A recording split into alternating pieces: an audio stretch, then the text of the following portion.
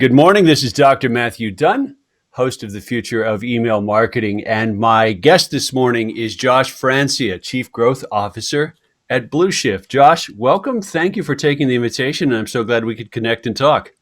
Yeah, really happy to be here. Thank you for having me on. I'm excited to chat. Blueshift is growing like a rocket, but some listeners may not be familiar with it. Could you outline a bit about the company for starters? Sure, absolutely. So, Blueshift was founded in 2014, Okay. and it was founded out of a couple needs that our three founders had when they were working at companies like Groupon and Walmart. Mm-hmm. And they realized, as marketers and product and engineers themselves, they realized there's so much customer data at all these companies, Yeah. but it's really, really hard to access it. Really hard to access, especially if you're in the marketing or product team. It's fragmented out to millions of different data silos and data structures and data lakes. And those are great, but you can't figure out who is doing what. And it frustrated them because they're like, man, if we just knew more about each customer, we can make our customer experience, our marketing so much more relevant. Mm-hmm. But we can't, because it's not in one spot, and it's really managed by IT, and they've kind of put it in different silos for ad hoc analysis and auditing and compliance, but it's not accessible. And so they said, well, what if we change that? And this was right at the time where NoSQL databases started to get some attention, right? Okay. Yeah. Like MongoDB and Redis and Elasticsearch, which they've changed the paradigm where relational tables were the standard, Yes. like the Oracles and MySQLs and whatnot. Yes. And those are great, but those are great when you want to do analysis on stuff. Yeah. But they don't do a very good job of saying, well, I have Matthew Dunn here. Show me everything about Matthew. It's like, well, they don't really do a very good job of that. You'd have literally thousands of columns. And so these new databases came up at the same time. Vijay and Mehul and Manyam, our co-founders, said, well, what if we put a platform on top of these types of data structures so that marketers and business users could actually access this data and then make sense of it? And so that's what kind of, with genesis of what kind of created the CDP, which Blueshift is, the customer data platform, right, which is the very core essence is taking that customer data, unifying it, and then making it accessible to business users inside the company. Accessible, and I read a bunch of background on the company and your journey into the company, which I will ask you about in a minute. But sure. Accessible, not just in the analytical sense, but also in the transactional, interactional sense. If you want to send a one-off email to Josh Francia that's shaped around his interactions, his interests, his priorities, it's feasible with Blueshift. That's right. Not only is it feasible, it's purpose-built for that, right? So the whole idea was it's not just access, but it's also activation, right? Okay. Because we knew and they knew when they started this, marketers have a million great ideas. The challenge is they can't execute all those ideas because they get stuck. They say, oh, we don't have this data, or we don't know about this piece of information. And so they can't make those decisions. They can't make those triggered campaigns. They can't make that personalization come to life. And so they're hindered mostly by their own tech stacks internally. And so he said, well, there's a better way of doing that. And that was the rise of customer data platforms. And now they're all the rage, of course. And Blueshift kind of thought of that problem, not only just unifying data, which was where most customer data platforms stop. Unified data, it's mostly for analytics. And then you have to kind of pipe it somewhere else to actually do the marketing, right? Well, Blueshift said, wait a second, that's another hop, right? Marketers don't want that. Customers don't want that. So they created everything in one place. So unify, segment, analyze, but also execute and orchestrate. Right. So your journeys all of there in one spot. You use the word, your website uses the word omnichannel. What are the key channels so far? I'm sure there's others to come. Yeah. So I mean, it started with email and mobile push were the main two channels, and those still are some of the biggest channels, right? Just because that's where a lot of consumers consume media, right? Email is, people thought email was going to die when when mobile phones came out. And not only did it not die, it actually accelerated, right? Because email is one of the top used apps on mobile phones. And so email's never going away. Right. And then mobile push, obviously, as more people got apps, mobile push became a very important thing. But then there's a lot of other channels out there that, spend from marketing things such as paid media, and you're pushing audiences to your Google or Facebook or other accounts. Okay. Or you're doing like direct mail programmatically through other places. SMS is popular as well. Mm-hmm. And then it actually connects to other parts of the customer experience, because, the thought that a lot of people have is customers want a unified experience with the brand, right? They want to be able to say, hey, when I'm talking to Apple, I don't think I'm talking to this division versus this division or this versus this division. I'm just talking to Apple. And I want to make sure that they know who I am. They know what I've done recently, and they know what I like wherever I chat with them. So whether that's a chat on their customer success or customer service page, or I call them, or I go to their store, if they can identify me, they should treat me in a really good way. And so with that, we connect to like Zendesk and Salesforce. Oh, okay, cool. So the service side of it as well. Yeah. Your IVR, your website. You can do recommended content on your website. Really, any endpoint you can connect the journey to. And a lot of our customers, like, that's the aha moment. And they realize, oh, wait, this is more than just email and mobile and true marketing channels. This is a unified customer journey across any touch point, POS systems. All of that can be integrated. I have to laugh when you bring up Apple as an example, because I'm surrounded by Apple hardware, multiple generations of it. I'm thinking, I wonder if they know. I wonder if they know how much of their gear I've actually bought, especially when you stack the family in there. Well, that is a bold vision, and you're right. It is CDP. Is the rage now, but I looked at the roots of the company, and your team started doing this before people were slapping a label in Forrester and Gartner reports on the sector. Now, your journey into this was from customer to exec, and I want to quote you back to yourself in a minute, but describe that a little bit. How you ended up there.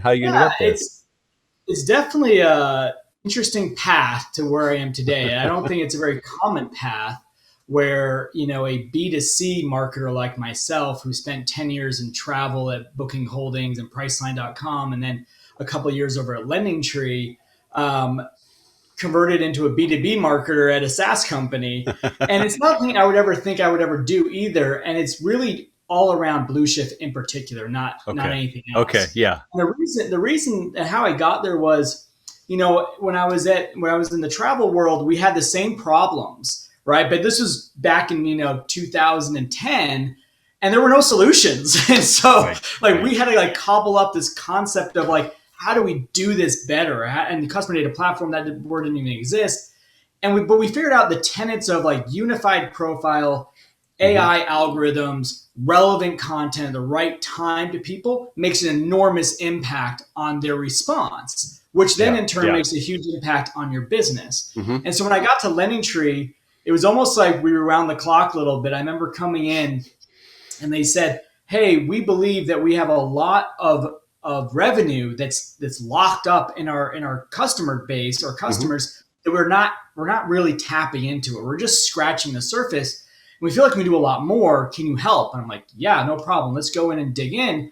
And I realized they had the same problems everyone else had, right? They were tons of data. They had a 20-year-old company, had tons and tons of data, but they could almost use none of it beyond first name, location. And that was it. And I was like, well, this is not very relevant to people. We keep telling people to get a mortgage. They just got a mortgage. This doesn't make any sense. They're not going to get another one. And so I remember architecting out on a whiteboard with our CTO at the time. I said, here's what we need to do. And I essentially architected a single view of the customer and AI. And he looked at me and he said, sounds great. Please don't make me build this. and I always remember one thing he said that was so poignant was, Josh, we at LendingTree need to focus on all of our internal technology efforts need to focus on our core differentiators. This won't be a core differentiator. We can buy something that does this. And I was like, that's really smart. And so I went to an RFP process and said, all right, who can do these 5 things, right? Unify the customer, do AI, push to every channel, make it really accessible and really fast, and do it at velocity, which I think velocity is the nexus of scale and speed. And we can go into that in a little bit more. But so I went through that. I found 30 companies that said they could do this. I was flabbergasted because in 6 years from when I did it at Lenny or Priceline, I was thinking about it, no one had done it. No one had done it, right? Years, 30 companies said they'd done it. Like, oh my gosh, this is amazing. Yeah. And they all kind of brand themselves a little bit differently. I went through all 30, and sure enough, like 25 really couldn't do anything. Okay. They were just kind of smoke and mirrors. And then the other 5, the other 4 did okay, but they missed some. Mm-hmm. And they were mostly point solutions that were trying to do a little bit more, right? Mm-hmm. They were like a good mobile marketing platform. And they're like, oh yeah, we do single customer view. And we're like, but you really don't. Okay. Because someone needs to have a phone number. And that's not a single customer view. What if I don't have a phone number, right? I can't have a profile. And those issues kind of popped up. Blueshift stood out, honestly, when at the very beginning. I never heard of them at that point. Wow. They were relatively new. And I went in very detailed with them. And what won me over was not only did they think about the problem the right way, they architected the solution the right way. So they had infinite scale. And having broken many ESPs, many marketing platforms previously, I realized that they all work really well at low volume. Mm-hmm. Once you start to do high volume, high complexity, many of them are not built for that. Mm-hmm. And so instead of sending emails out in 2 hours, you're sending emails out in 3 days. Right. And all of a sudden you're like, whoa, that's not going to work for me. Like that sale was a 24-hour sale. I can't send it, 48 hours after the sale ends. And so those issues start to pop up in a lot of spots. So anyway, Blueshift really won me over with the way they architected, the way they designed it, the way they thought about the problem, the real problem, the future problem, not just email or mobile, but the customer engagement needs to get a home, a mission control that you can do all the decisioning, all the orchestration, all the analytics. And that's super important for businesses. And so anyway, we got them in. Within 3 months, it just took off. And I remember internally, I had to I put my neck out a little bit because they're like, are you sure about this company? No one's ever heard of them before. I'm like, trust me, this is going to work. And sure enough, it did, right? It did. 3 months, the revenue just skyrocketed so much. Wow. So, our CMO at the time was like, yeah, after we got Blueshift, it drove our revenue 40x what we were before. 40. Wow. And he said it literally became a risk to the business if things weren't operating well from that platform. Okay. Because it was such a huge contribution to the revenue. Wow. So after 2 years of running it at LendingTree and seeing that growth, I said I had an opportunity to kind of expand, new roles and thinking about new ideas. And I remember talking to VJ, our co-founder and CEO, and I said, hey, I'm looking at new opportunities. Is there anything at Blueshift? And he got really excited. He said, yeah, come be our CMO, CGO. And, we would love to have you. And so we were able to make it work. And what's been great now, I've been at Blueshift for over 2 years. It's been great to see the other side of the coin. Yeah. And, other companies at LendingTree was not the oddity, the exception. Almost all the companies that Blueshift works with sees that same growth, sees that same inflection point that happens. And I've really enjoyed working with them, talking with them, going through strategies, talking to our prospects, going through strategies and say, everyone's going to get to the point that LendingTree already got to. It just depends where you are in that maturity curve. Mm-hmm. But when you get there, you need a platform like Blueshift, or you won't be able to actually seize the opportunity. You'll be left behind. So that's kind of how I got there. You'll be running SQL reports. I remember I read the article that you posted a while back about this voyage into from customer to company. And you mentioned that you'd broken any number of ESPs at previous companies. So firsthand experience. I know that you can't turn this thing into the engine for the business just because it wants to be there. How'd you, I'm trying to figure out how to articulate this question well. It's experience, it's instinct, but when you said what you said a minute ago about you knew it would scale, how'd you know?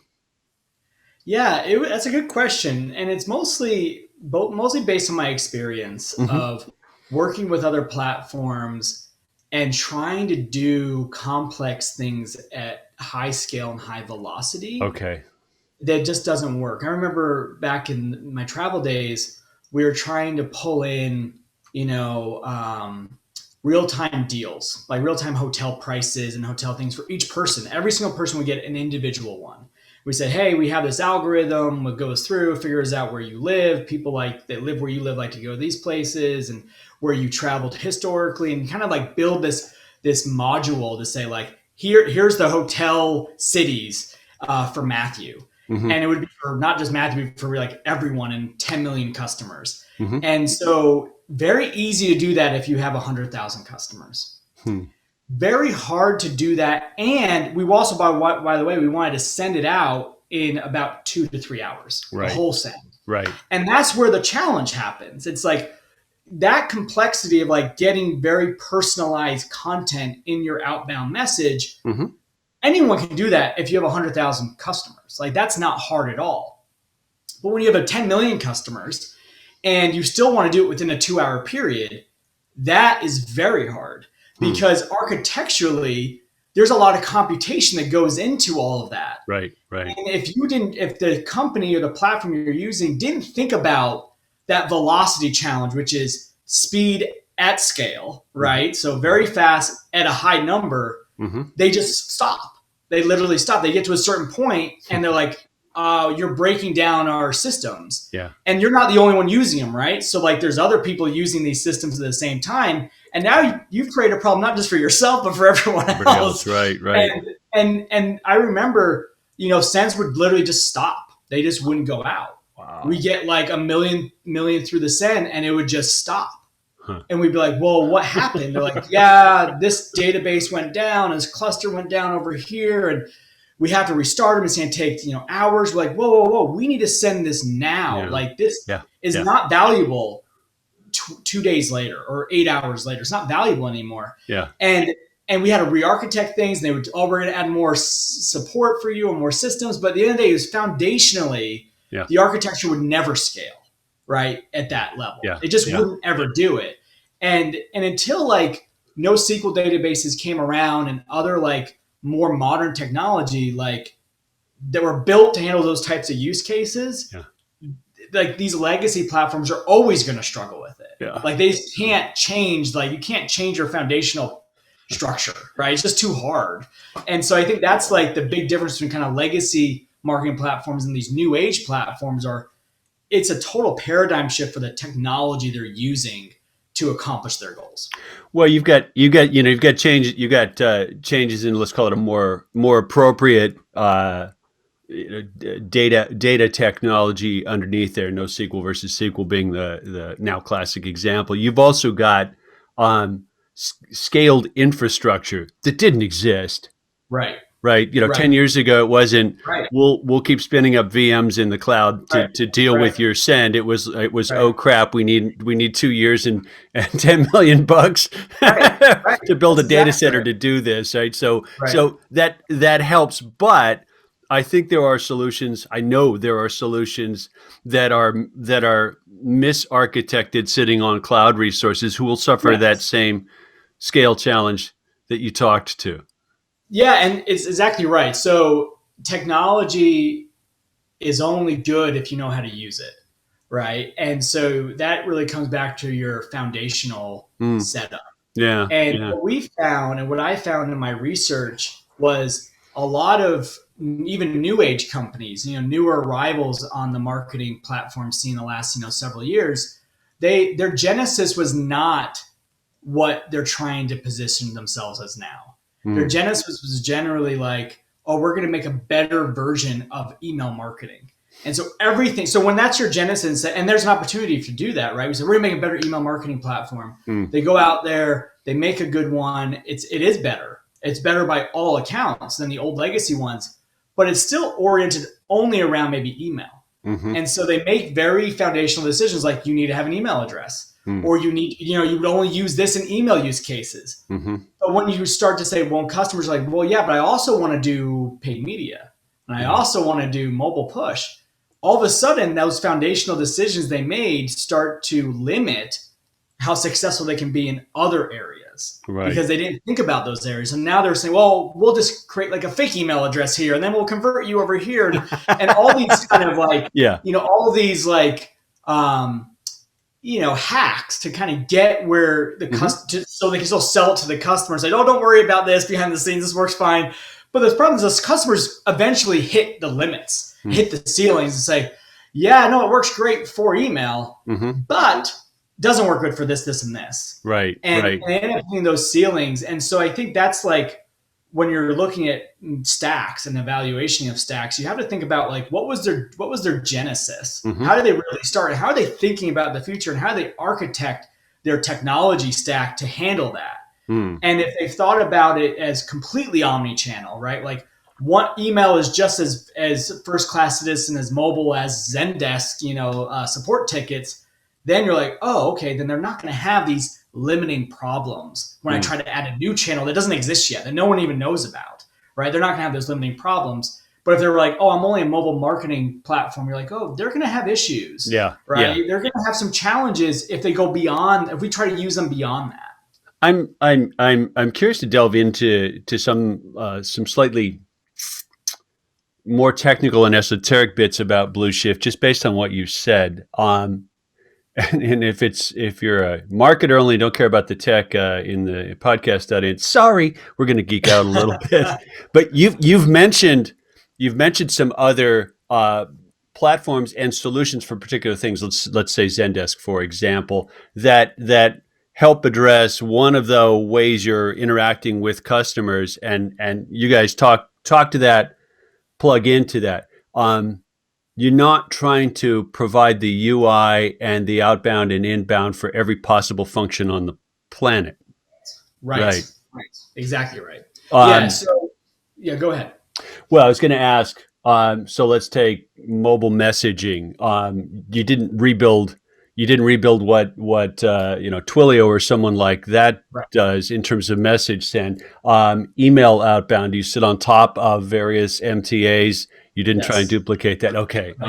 Yes, that's exactly right. Okay. So, we really, we brand ourselves as a smart hub CDP, and the hub component's really important. It's a hub and spoke model. Where's the decision making, the creativity, the mission control need to live? Well, that needs to live on one platform, and that's Blueshift. But then the actual and the directions to execute, right? What to do with those templates you've created, that can be in the best of breed delivery platforms, like a SparkPost or a SendGrid or a Mailgun for email, like a Twilio or Attentive, or for SMS, like a Zendesk or a Slack or a Salesforce. Okay. And there's going to be we have literally a litany of, customer facing endpoints. Right, that we would never want to replace. That you need to do everything here, because the value is creating the template, creating the messaging, creating the personalization, saying, "I now send that to Zendesk,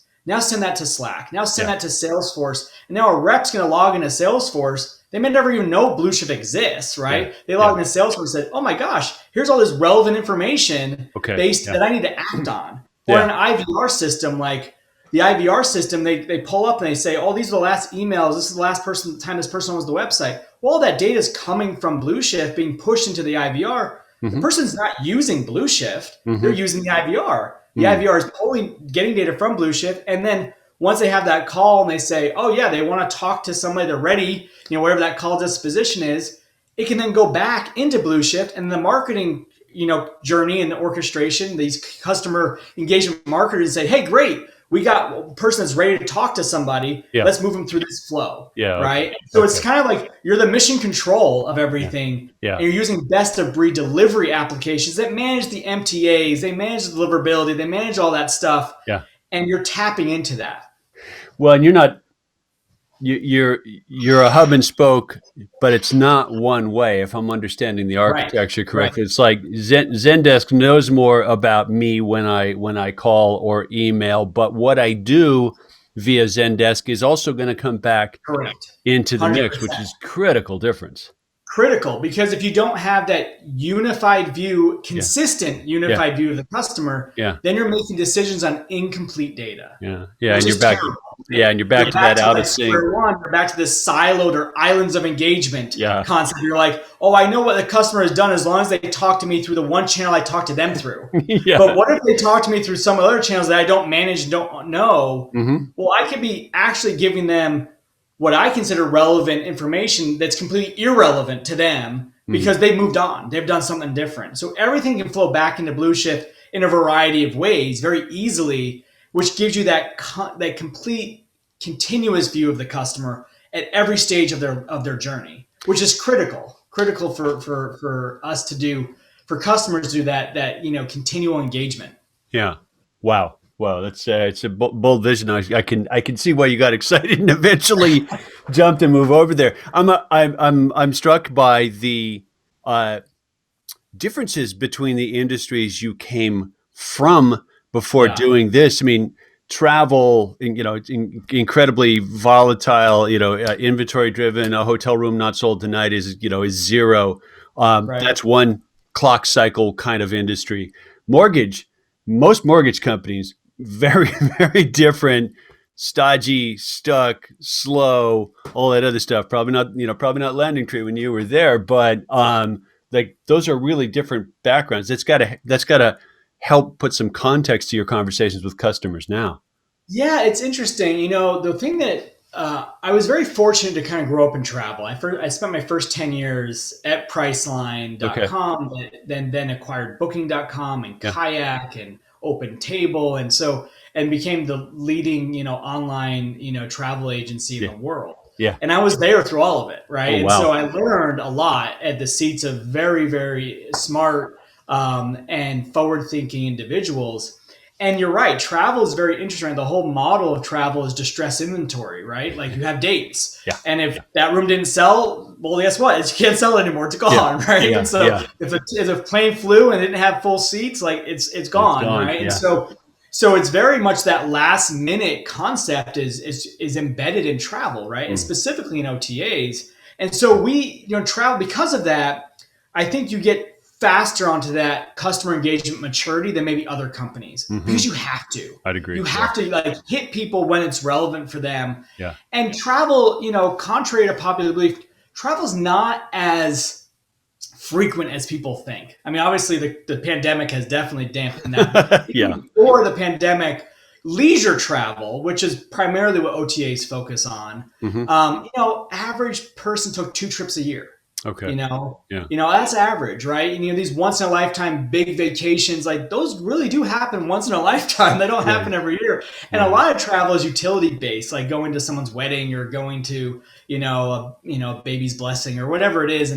And so those things, we realized like you can't just say, well, this person travels a lot. We just use what they've done before. You had to think through a bunch of different things. And so it helped get us in travel. I think especially online travel, it was further along maturity. It was one of the first ones to adopt the internet back in the mid 90s. And it was just like, you're faster on that maturity curve than maybe other industries. And what excited me about Lending Tree when I moved over there was it was just like travel, but just in a different vertical, right? So Lending Tree is an aggregator of loans. They're not a mortgage provider. Yeah. They're an aggregator. They say, hey, you're searching for what type of finance do you need? Yeah. Let's help you. I'll give you all the options. And then you go ahead and, get your loan from, this company. Very similar to travel. Travel doesn't own like OTAs. They don't own the hotels or the airlines. They say, where are you looking to go? And here are your options and go ahead and book. And so what exciting about Lending Tree was they're very similar to travel in that aggregator space, but they were a little bit further behind in the maturity curve of using personalization, using that engagement model to really juice their benefit, their output. And the amazing thing was they have so much more data than travel companies do. Yeah. Travel companies have very little amount of data. It's only related to like travel only. Where finance companies have a lot of historical data about you as a customer because they need it, right? To be able to make the right decisions for you. And so I got very excited about that when I got to Lending Tree. I was like, oh my gosh, like you guys are sitting on so much. If I had that in travel, oh man, what could we do? and so I was very excited. And then I realized they weren't using it. They weren't using that data to actually help the customer. And one joke that we talk about a lot at Blueshift is first party data, customer data, in most companies only serves the company. It doesn't serve the customer. Yeah. And that's the problem. Customers want it. They want, hey, I'm giving you all this data. Make sure my experience is better. Yes. Don't make me tell you who I am 20 times. Yes. You know who I am. Yes. Like, let's just move on, And so that helped me. And LendingTree, I think, is an interesting model with just, they are further along the maturity curve than maybe traditional banks in the finance world, right? And so I think each industry has their own maturity curve, and you'll see these challenger type brands that are pushing the envelope faster on how do we bring less distance between the customer and the experience, right? Like, how do we make that like company and customer? And like, you see all these challenger brands in a lot of different verticals. So like in finance, it's like the LendingTrees and NerdWallets.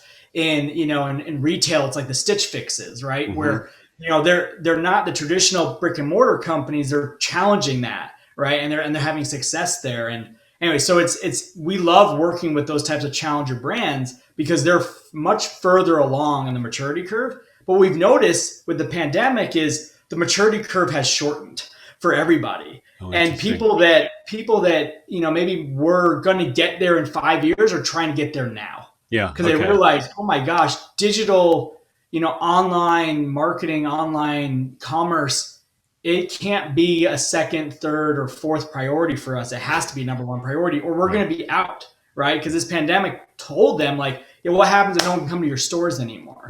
What happens if distribution is all shut down? What then? And that has definitely had an inflection point of all of these maybe companies, industries that were further behind the industry, the maturity curve of getting to where they need a platform like a Blueshift has accelerated dramatically. Yeah. Well, yeah, it's, it certainly has changed everything, but you've been in the digital space a long time. So have I. It's like, you're going to have to play in my sandbox. Now, you just don't have a choice because we're going to go for at least a year where that's your primary interface, and we're not going to go back to competing just on the street or on the store experience or something like that. And I think reconciling those, figuring out what the brand website has to do with the store in the town and how those two serve each other and make the customer experience better is going to be the trick shot. And I think some of these entrants you're talking about, some of the more cutting edge, they'll probably grow like a rocket. And I think some of the established guys are going to kind of get their butts handed to them unless they catch up, right? Sorry, just got turned upside down, and it's going to have to work that way. It's got to be challenging both for Blueshift and your customers to make that adaptation and say, this is now the hub. Yeah. That's a lot of data to reconcile. That's a lot of no. You don't own the record anymore. We own the record, and that kind of stuff. Can you talk to that a little bit? Sure. Well, they always own the record. So the customers always own their data. Blueshift never owns any of their data they put in their system, or it wouldn't work, right? So it's just more of a paradigm shift of how do you access the data? Yeah. Okay. And how do you use the data to make informed marketing decisions? And a lot of customers will say, what data do you need in the platform that needs to be used to make marketing decisions? Okay, we'll put that data in there. We may not put every single piece of data in there because there's some compliance or privacy concerns they may have. Yeah. And coming from the finance world, we definitely had that at LendingTree. We're like, okay, we're going to put data in. We need this data, but we're going to obfuscate it so no one really knows what this data means except for the user of the platform, if that makes sense. Okay, yeah. So there's different ways to do that, and there's a lot of encryption that goes on to make sure privacy and compliance are comfortable, right? Because they have to be comfortable or marketing can't do their job. And then I think the other piece is a lot of times it starts with, maybe half a dozen use cases the customer wants to do. And the nice thing about the Blueshift platform, it's very modular. So we say, hey, here's your use case, and they all seem to be revolving around triggered email messaging. Great. Let's start there. Well, what data do you need in the platform to trigger stuff off of? Yeah. We need, these types of events. Okay. Well, where do those events come from? They come from our website and our mobile app. Great. Here, put this JavaScript code on your website, put this SDK in your app, and now we can stream it all into the Blueshift platform. And look how easy it is to say, okay, this event happened. Here's what, the template you want to create. Here's the messaging you want.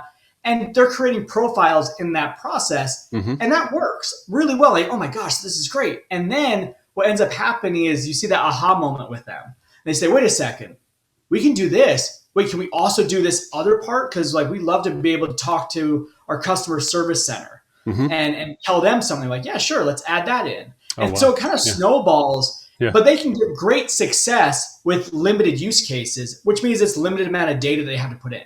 Okay. And then as the use cases expand, the data needed to support those use cases also expand. And then all of a sudden, like, oh my gosh, our paid media team would love to be able to use this and not have to download CSV files and bug our SQL developers to give them like Excel files every month. Yeah. Like, can you guys help us? Like, yeah, no problem. They can log in, they can do segments, they can push them to, a bunch of different paid media places and have them automatically synced. And then inside the paid ad media platforms, they can go and bid on those audiences. Like, oh my gosh.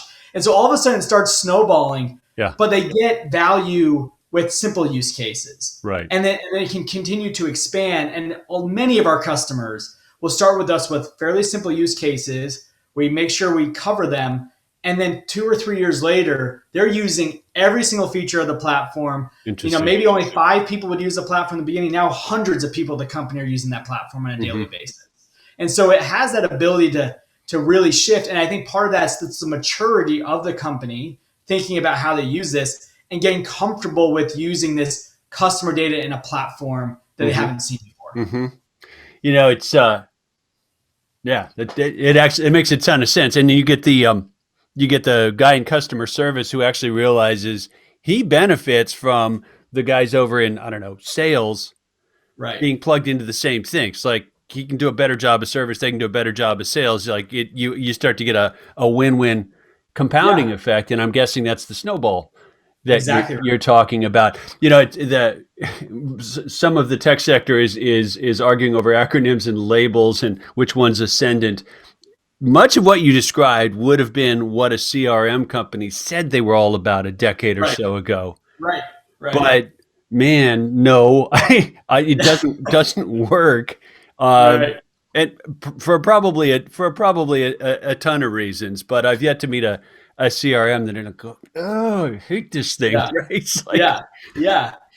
Well, it's funny, like we hear that a lot. Like what's known as a CRM and a CDP, or a CMP or a DMP and a CDP. DMP, we have blog posts about this, but CRM and CDP, you're right. Like CRM, like, well, that's what a CRM is. Like, well, no, it's not. A CRM is purely built to be manually adjusted and entered all the time, right? So it's mostly a sales focused tool to manage very standard processes within a sales cycle, a lead to a opportunity to a contact to an account.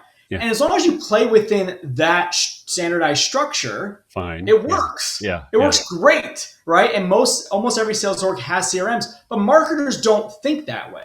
Marketers think in campaigns, they think in predictions, they think in a bunch of different terms that aren't related to leads, contacts, and accounts as much and opportunities. That's a sales function. And most of the things that we notice is CDPs work on systems of data, high velocity of data, where CRMs are actually working on low volume of data and mostly manual intervention. And you build up all these rules and use cases to make sure the manual inputs follow a pattern. So your CRM data is still clean, but it's very different, right? It's just a very different mindset. And because of that, the CRMs are not built to handle the things that CDPs handle. It just doesn't work. They're not, the architecture is completely different and the use cases are completely different. And so we do see people like sometimes because the CRM term has been used in a variety of different contexts. You hear like, oh, I'm in charge of CRM at a consumer brand. And what they're really saying is I'm in charge of really customer engagement marketing, not really customer relationship marketing, but they don't really have that moniker correctly. And so they look for B2C CRMs. It's a term that we see a lot. And we say, we'll play on that term and we'll educate you. This is what that is. That what you're thinking is really a CDP, but you're calling it a CRM because you don't really know.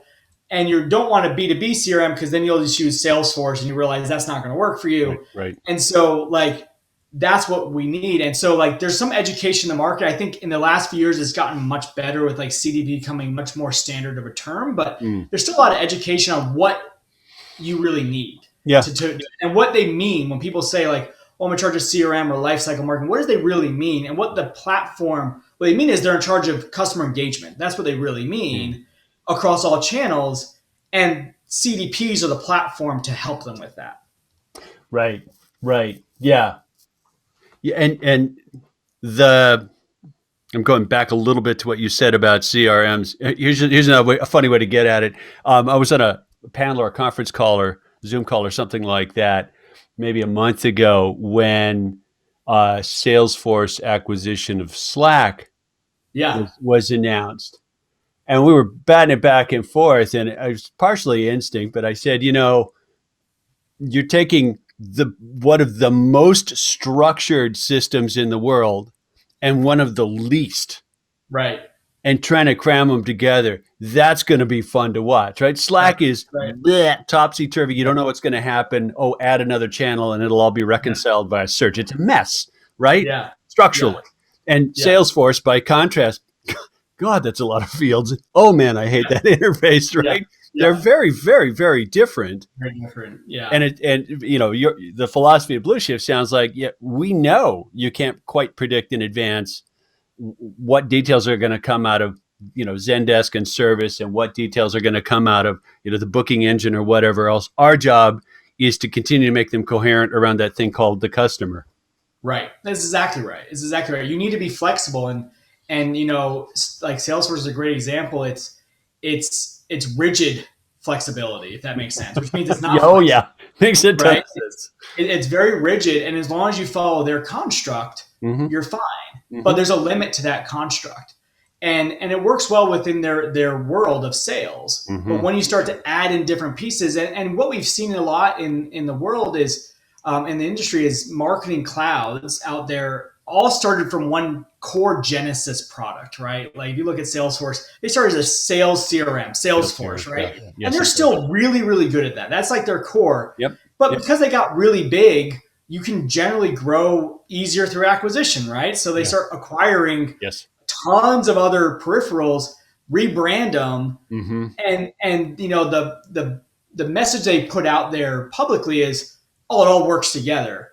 But we all know it doesn't, right? Because it's very foreign technologies trying to merge and mix, and it just doesn't work. Like you can't do that. Like the amount of architectural debt that they would have to do, it would like outweigh the value of the acquisition. So no one does it. They just kind of rebrand it, put some nice slides and maybe some nice GUI things. Slideware.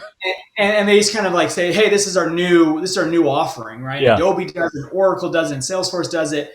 And the problem is the customer suffers, right? Because the customer says, oh, I love your product, that you're really good at. Like Oracle, I love your databases, or Adobe, I love, your whatever is Omnichannel, which, I mean, they essentially bought everything, but I love the one product of yours. I guess I love everything you do. And the harsh reality is, no, what they've really invested their money in and their technology is their core product.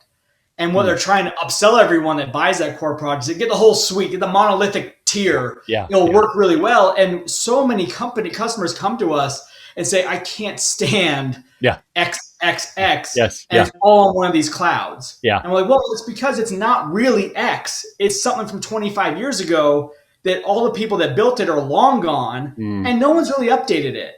At some point, they're just probably going to turn it off. Right, because it's not really doing well, and so you're going to be caught, holding the bag. You want to move to a platform that was purpose built for what you need, and integrate with the good parts of the clouds that you're using, but don't buy the fallacy of like this monolithic structure makes all your problems go away. Like that's not true. It's not true at all. I'm not going to pick on him too much, but I don't know if you don't rabbit hole in email marketing, it might not hit your radar screen, but Oracle had acquired Bronto a while back, right? Now they're shuttering that, and there's a whole bunch of folks. End of life, End of life. They're suffering exactly what you just outlined. Like, last guys are gone. We're gonna shut this off. Feel free to move over if you like. If not, bye bye. And like exactly. we've got a Campaign Genius, we've got a customer. I sent them that announcement. I saw it, and I went, "Oh man, hey, did you know that this is about to happen?" They're like, "Oh man!" And a year is not that much time to make that shift. Yeah.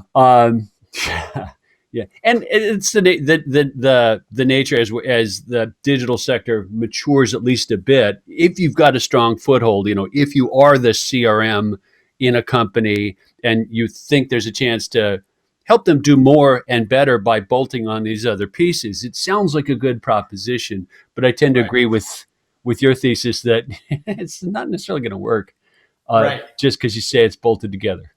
Yeah, and the other thing that I've noticed, and having lived through some of it, is they they almost hit you twice.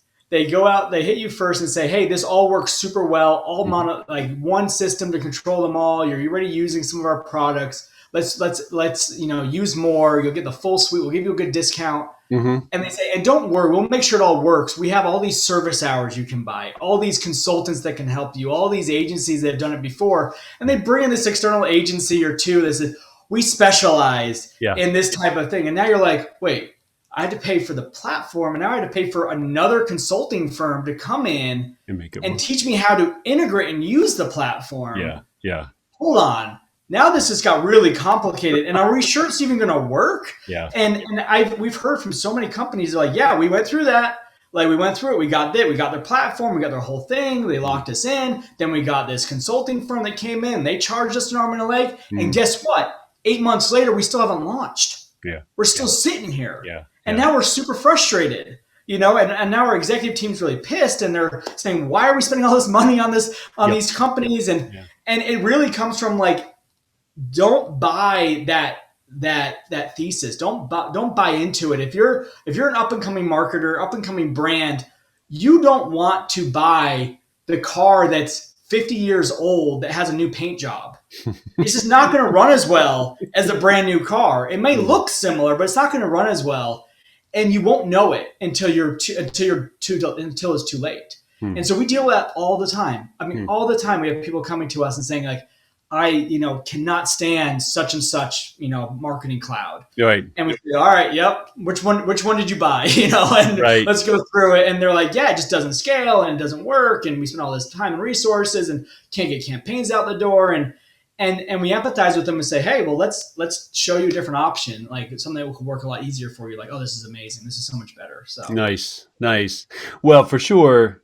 And back to the pandemic for a second, as we move more and more interactions and conversations into some digital channel, the notion that we could purpose build a system that's going to cover all those unanticipatable interactions and bring them back and reconcile them and make sense of them so that, as a business, I know my customer better. I'm talking to them better.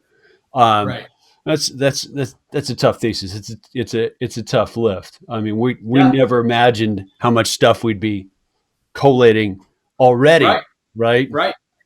Yeah, and that's the thing, right? Like one of the theses that our founders had was the amount of data that customers produce is growing exponentially and will continue to grow.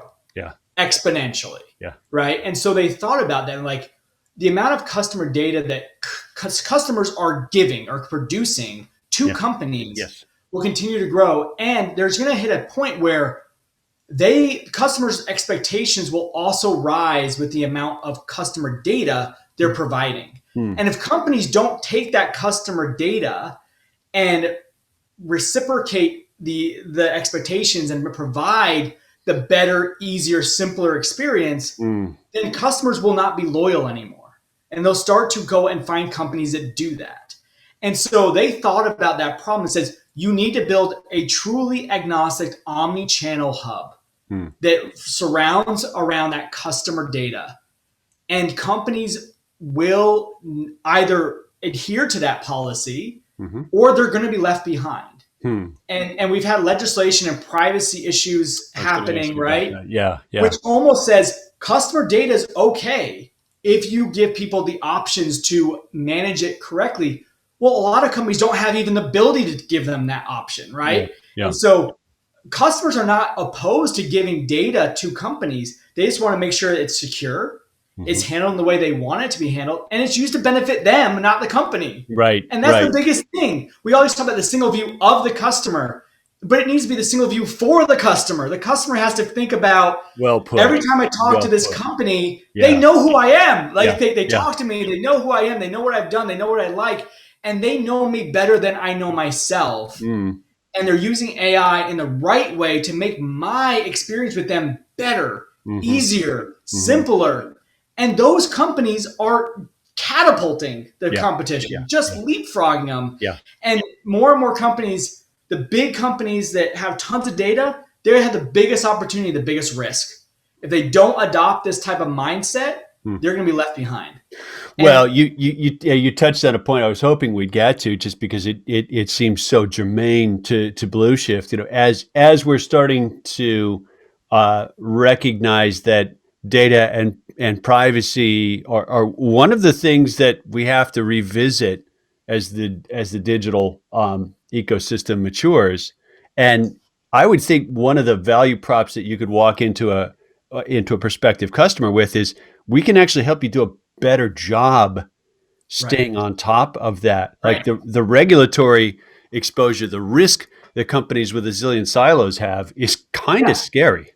It's super scary, right? Because now there's fines, there's literal risk. You know? And it used to just be an email. That used to be where the big risk was, with canned spam and all that stuff. And you said, hey, listen, email, if I opt out and you keep sending to me, bad news, like you're not respecting my opt-in preferences. And honestly, you could be fined by canned spam, right? And that law was a long time ago, but never applied to like advertising or display or personalization. But now it does, right? And cookies.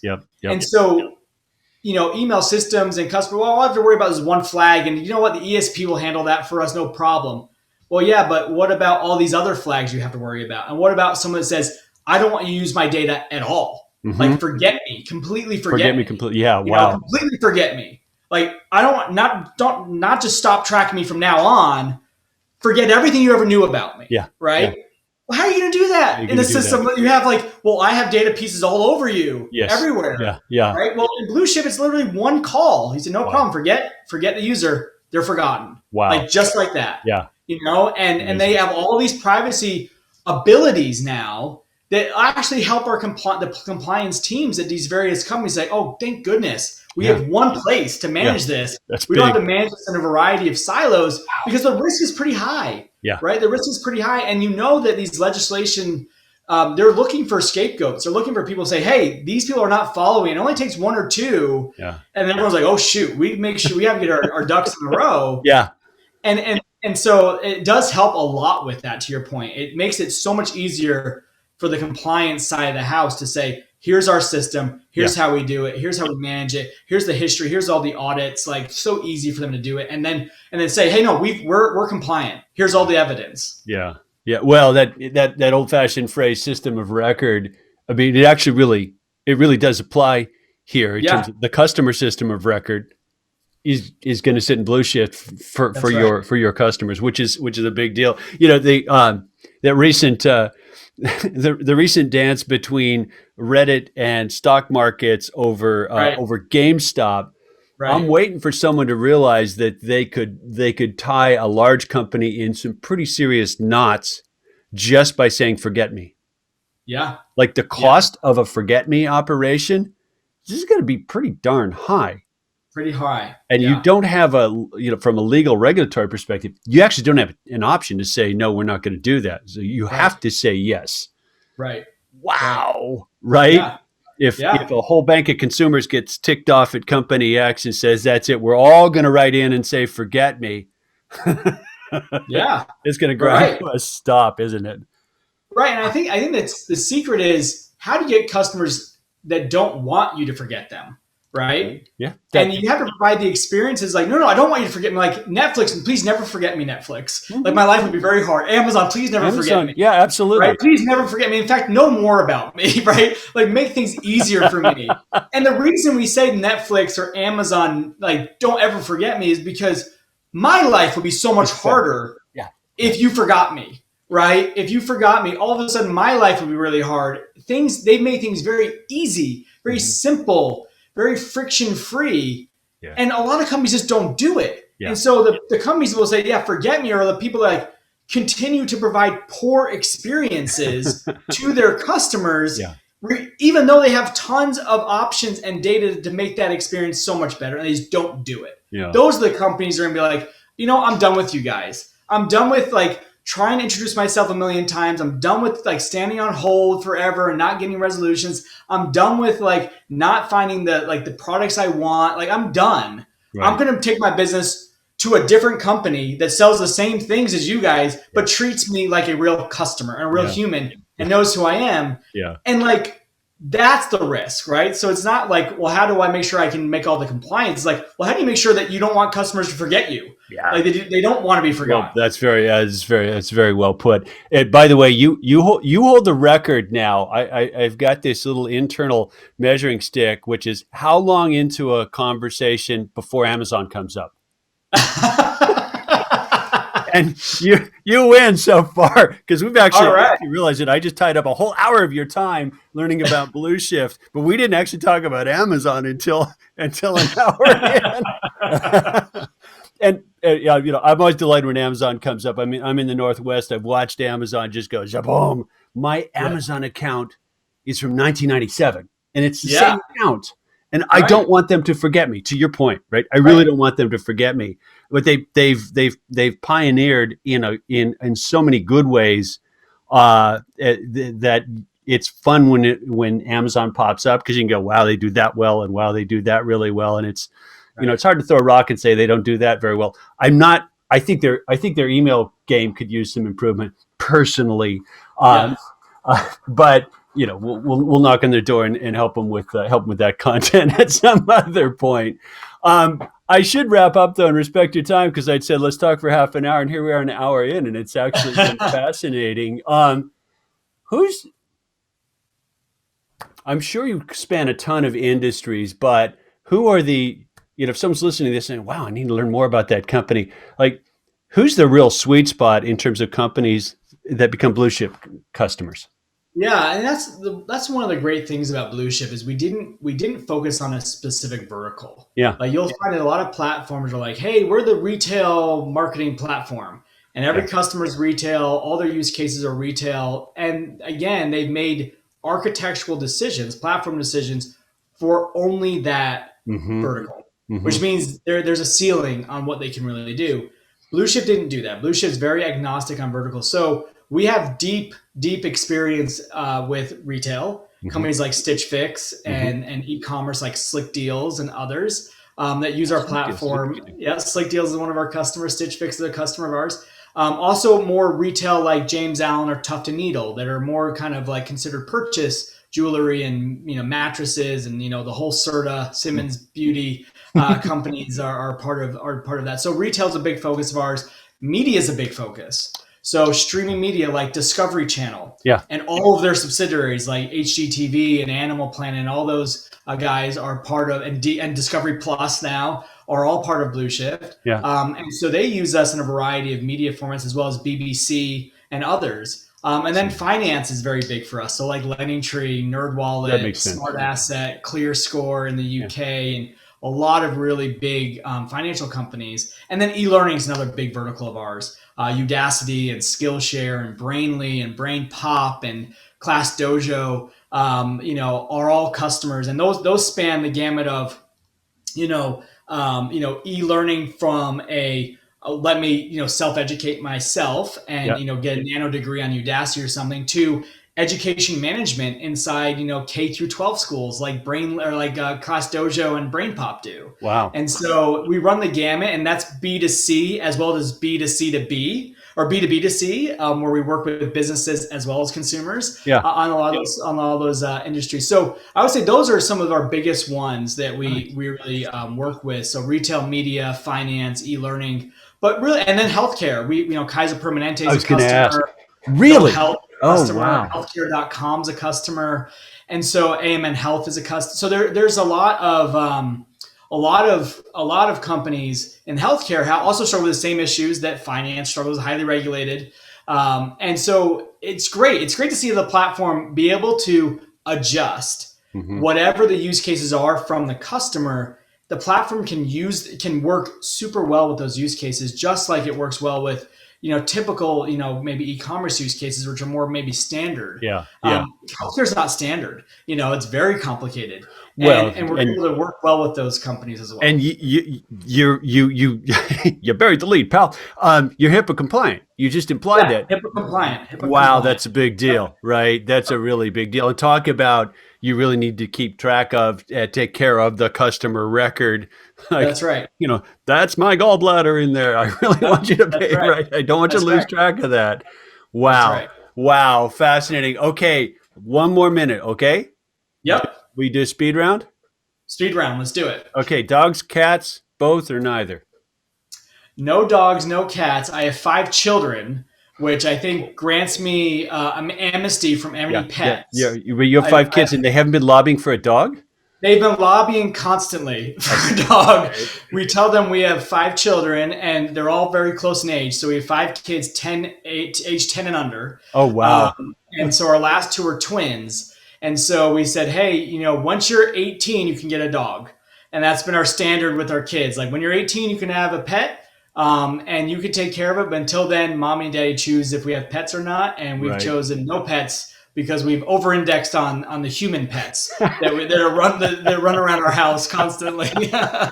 That's enough siblings where you might not miss the dog, right? That's right. Take your little sister out for a walk. Wow, that's wonderful. A big family like that is a treat. My wife's from a big family. Last speed round question: favorite or current favorite book or author? Oh man, that's a good one. I'm currently reading Snowball, the biography about Warren Buffett. So I find that pretty fascinating. I'm a big fan of Warren Buffett and just kind of his philosophies on life and his philosophies in business. I'm a big fan of Malcolm Gladwell books. So I've read almost all of his books. The last one, Talking to Strangers, I found to be very insightful. I read that one. Okay. That's a good one. It came out maybe a couple of years ago. Very insightful, very cool, very interesting. So, but I'm a sucker for nonfiction. So I love kind of nonfiction, business, psychology, marketing type books. I tend to read, several of those, every year, just to kind of, stimulate my mind. So anyway, those are some that I like quite a bit. The book and author has turned out to be a real gem in the speed round questions that we sort of made up when we were putting this together, because people really engage that question. And they almost looks up and left and goes, and then they come up with this, and then they add this, and then they add this, and I've been jotting notes. I'm getting one heck of a reading list from these conversations with people. Yeah, it's great. Well, terrific. Well, my guest for this wonderful hour has been Josh Francia, Chief Growth Officer at Blueshift. You can find Blueshift at blueshift.com. And Josh, thanks so much.